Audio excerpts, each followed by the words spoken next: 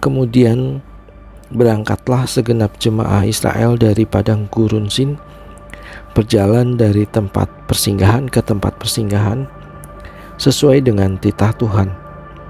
Lalu berkemahlah mereka di Rafidim, tetapi di sana tidak ada air untuk diminum bangsa itu. Jadi mulailah mereka itu bertengkar dengan Musa, kata mereka, "Berikanlah air kepada kami supaya kami dapat minum." Tetapi Musa berkata kepada mereka, "Mengapakah kamu bertengkar dengan aku? Mengapakah kamu mencobai Tuhan?" Hauslah bangsa itu akan air di sana. Bersungut-sungutlah bangsa itu kepada Musa dan berkata, "Mengapa pula engkau memimpin kami keluar dari Mesir untuk membunuh kami, anak-anak kami, dan ternak kami dengan kehausan?" Lalu berseru-serulah Musa kepada Tuhan, katanya, "Apakah yang akan kulakukan kepada bangsa ini? Sebentar lagi mereka akan melempari aku dengan batu." Berfirmanlah Tuhan kepada Musa, "Berjalanlah di depan bangsa itu, dan bawalah beserta engkau beberapa orang dari antara para tua-tua Israel. Bawalah juga di tanganmu tongkatmu yang kau pakai memukul sungai Nil, dan pergilah. Maka aku akan berdiri di sana di depanmu di atas gunung batu di Horeb. Haruslah kau pukul gunung batu itu, dan dari dalamnya akan keluar air, sehingga bangsa itu dapat minum." Demikianlah diperbuat Musa di depan mata tua-tua Israel. Dinamailah tempat itu Massa dan Meriba, oleh karena orang Israel telah bertengkar dan oleh karena mereka telah mencobai Tuhan dengan mengatakan, "Adakah Tuhan di tengah-tengah kita atau tidak?"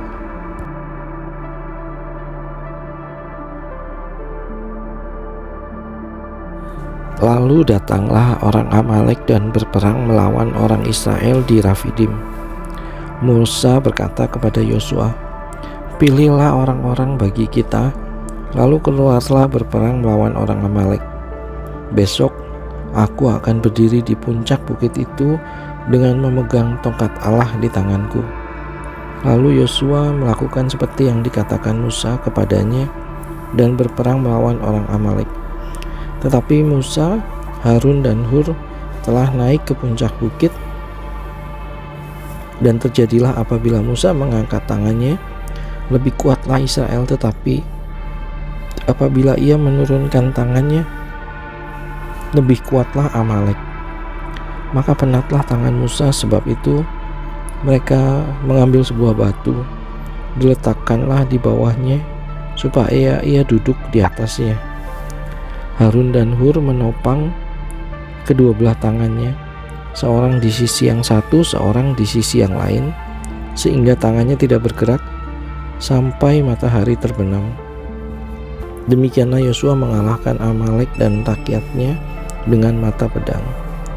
Kemudian berfirmanlah Tuhan kepada Musa, "Tuliskanlah semuanya ini dalam sebuah kitab sebagai tanda peringatan, dan ingatkanlah ke telinga Yosua bahwa aku akan menghapuskan sama sekali ingatan kepada Amalek dari kolong langit." Lalu Musa mendirikan sebuah mezbah dan menamainya "Tuhanlah panji-panjiku."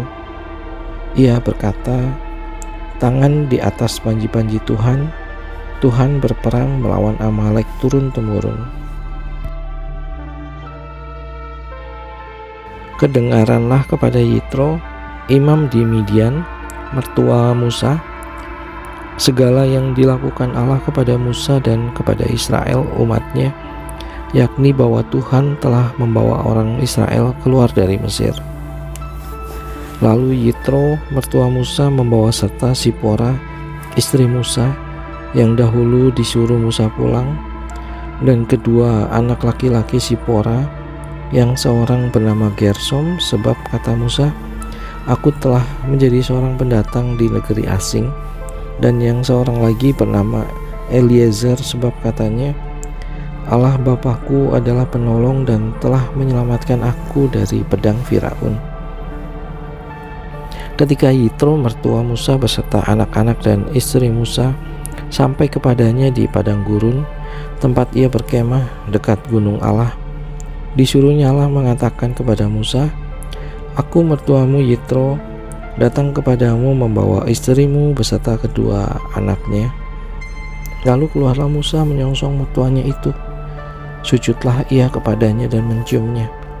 Mereka menanyakan keselamatan masing-masing, lalu masuk ke dalam kemah. Sesudah itu Musa menceritakan kepada mertuanya segala yang dilakukan Tuhan kepada Firaun dan kepada orang Mesir karena Israel, dan segala kesusahan yang mereka alami di jalan, dan bagaimana Tuhan menyelamatkan mereka. Bersukacitalah Yitro tentang segala kebaikan yang dilakukan Tuhan kepada orang Israel, bahwa ia telah menyelamatkan mereka dari tangan orang Mesir. Lalu kata Yitro, "Terpujilah Tuhan yang telah menyelamatkan kamu dari tangan orang Mesir dan dari tangan Firaun. Sekarang aku tahu bahwa Tuhan lebih besar dari segala Allah, sebab ia telah menyelamatkan bangsa ini dari tangan orang Mesir, karena memang orang-orang ini telah bertindak angkuh terhadap mereka." Dan Yitro, mertua Musa, mempersembahkan korban bakaran dan beberapa korban sembelihan bagi Allah. Lalu Harun dan semua tua-tua Israel datang untuk makan bersama-sama dengan mertua Musa di hadapan Allah.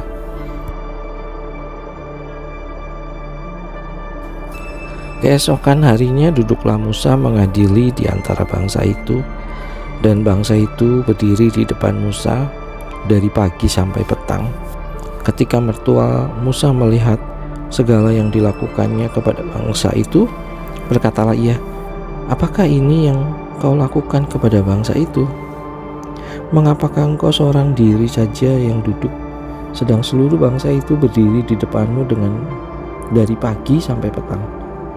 Kata Musa kepada mertuanya, "Sebab bangsa ini datang kepada aku untuk menanyakan petunjuk Allah. Apabila ada perkara di antara mereka, maka mereka datang kepadaku dan aku mengadili antara yang seorang dan yang lain. Lagi pula aku memberitahukan kepada mereka ketetapan-ketetapan dan keputusan-keputusan Allah." Tetapi mertua Musa menjawabnya, "Tidak baik seperti yang kau lakukan itu. Engkau akan menjadi sangat lelah, baik engkau, baik bangsa yang beserta dengan engkau ini. Sebab pekerjaan ini terlalu berat bagimu, takkan sanggup engkau melakukannya seorang diri saja. Jadi sekarang dengarkanlah perkataanku. Aku akan memberi nasihat kepadamu dan Allah akan menyertai engkau. Adapun engkau, wakililah bangsa itu di hadapan Allah, dan kau hadapkanlah perkara-perkara mereka kepada Allah. Kemudian haruslah engkau mengajarkan kepada mereka ketetapan-ketetapan dan keputusan-keputusan, dan memberitahukan kepada mereka jalan yang harus dijalani dan pekerjaan yang harus dilakukan. Di samping itu, kau carilah dari seluruh bangsa itu orang-orang yang cakap dan takut akan Allah, orang-orang yang dapat dipercaya dan yang benci kepada pengejaran suap. Tempatkanlah mereka di antara bangsa itu menjadi pemimpin 1.000 orang, pemimpin 100 orang, pemimpin 50 orang, dan pemimpin 10 orang.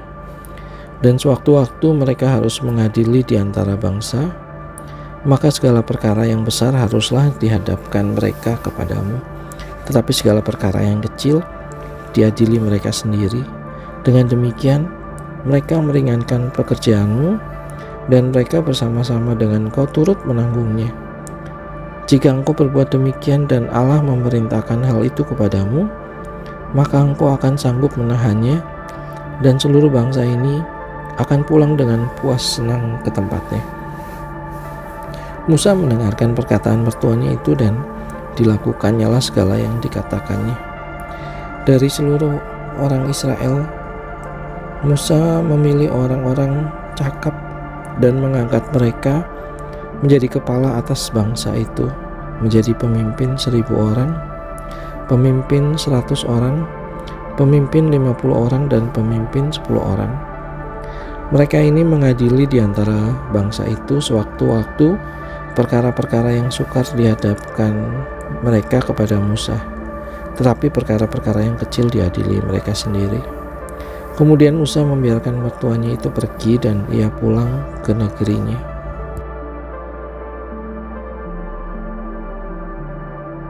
Pada bulan ketiga setelah orang Israel keluar dari tanah Mesir, mereka tiba di padang gurun Sinai pada hari itu juga.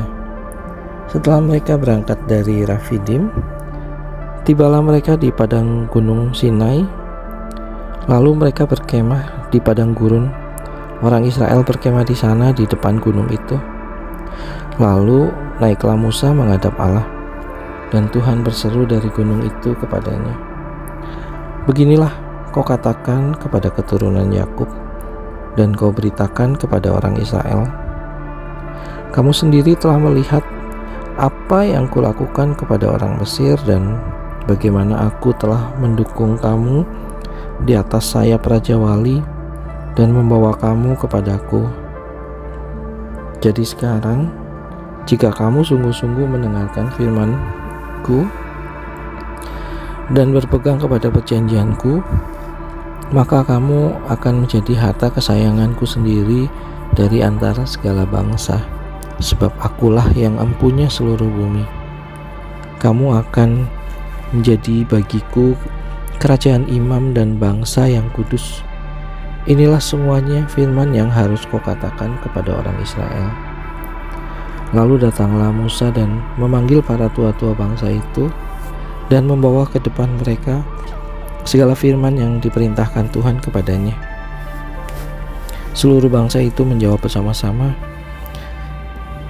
"Segala yang difirmankan Tuhan akan kami lakukan." Lalu Musa pun menyampaikan jawab bangsa itu kepada Tuhan.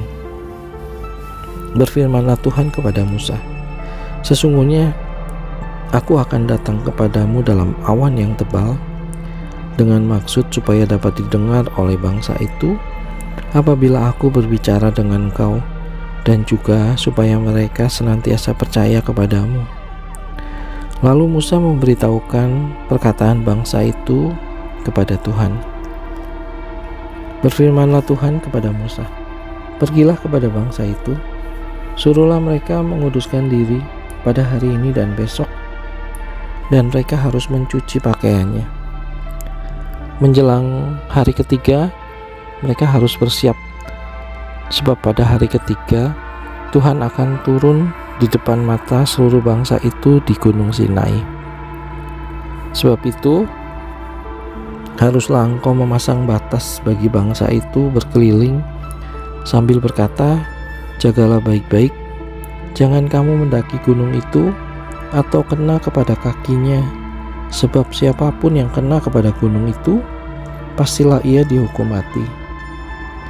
Tangan seorang pun tidak boleh merabanya, sebab pastilah ia dilempari dengan batu dan atau dipanahi sampai mati. Baik binatang, baik manusia, ia tidak akan dibiarkan hidup.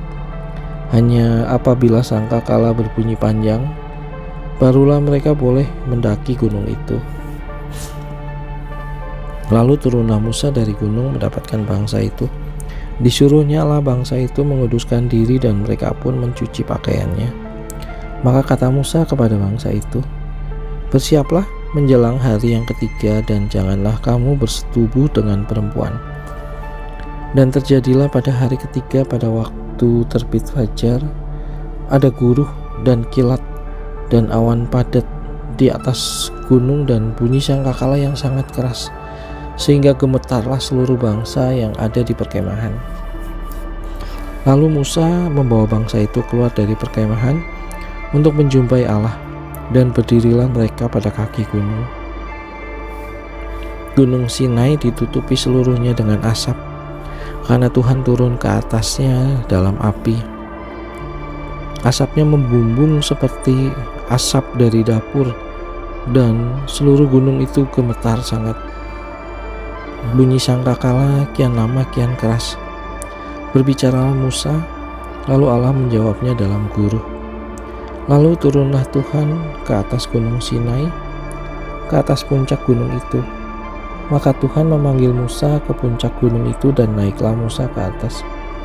Kemudian Tuhan berfirman kepada Musa, "Turunlah, peringatkanlah kepada bangsa itu supaya mereka jangan menembus mendapatkan Tuhan hendak melihat-lihat, sebab tentulah banyak dari mereka akan binasa.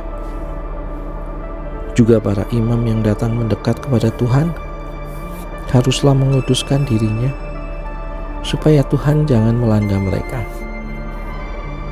Lalu berkatalah Musa kepada Tuhan, "Tidak akan mungkin bangsa itu mendaki gunung Sinai ini, sebab Engkau sendiri telah memperingatkan kepada kami demikian. Pasanglah batas sekeliling gunung itu dan nyatakanlah itu kudus." Lalu Tuhan berfirman kepadanya, "Pergilah, turunlah, kemudian naiklah pula engkau beserta Harun, tetapi para imam dan rakyat tidak boleh menembus untuk mendaki menghadap Tuhan, supaya mereka jangan dilandanya." Lalu turunlah Musa mendapatkan bangsa itu dan menyatakan hal itu kepada mereka. Lalu Allah mengucapkan segala firman ini, "Akulah Tuhan Allahmu yang membawa engkau keluar dari tanah Mesir, dari tempat perbudakan. Jangan ada padamu Allah lain di hadapanku. Jangan membuat bagimu patung yang menyerupai apapun yang ada di langit di atas, atau yang ada di bumi di bawah, atau yang ada di dalam air di bawah bumi. Jangan sujud menyembah kepadanya atau beribadah kepadanya, sebab Aku, Tuhan Allahmu, adalah Allah yang cemburu, yang membalaskan kesalahan bapa kepada anak-anaknya, kepada keturunan yang ketiga dan keempat dari orang-orang yang membenci Aku. Tetapi Aku menunjukkan kasih setia kepada beribu-ribu orang, yaitu mereka yang mengasihi Aku dan yang berpegang pada perintah-perintahku. Jangan menyebut nama Tuhan Allahmu dengan sembarangan, sebab Tuhan akan memandang bersalah orang yang menyebut namanya dengan sembarangan. Ingatlah dan kuduskanlah hari Sabat. 6 hari lamanya engkau akan bekerja dan melakukan segala pekerjaanmu, tetapi hari ke-7 adalah hari Sabat Tuhan Allahmu. Maka jangan melakukan sesuatu pekerjaan, engkau atau anakmu laki-laki, atau anakmu perempuan, atau hambamu laki-laki, atau hambamu perempuan, atau hewanmu, atau orang asing yang di tempat kediamanmu. Sebab 6 hari lamanya Tuhan menjadikan langit dan bumi, laut dan segala isinya, dan Ia berhenti pada hari ke-7. Itulah sebabnya Tuhan memberkati hari Sabat dan menguduskannya. Hormatilah ayahmu dan ibumu, supaya lanjut umurmu di tanah yang diberikan Tuhan Allahmu kepadamu. Jangan membunuh, jangan berzinah, jangan mencuri, jangan mengucapkan saksi dusta tentang sesamamu, jangan mengingini rumah sesamamu, jangan mengingini istrinya, atau hambanya laki-laki, atau hambanya perempuan, atau lembunya, atau keledainya, atau apapun yang dipunyai sesamamu.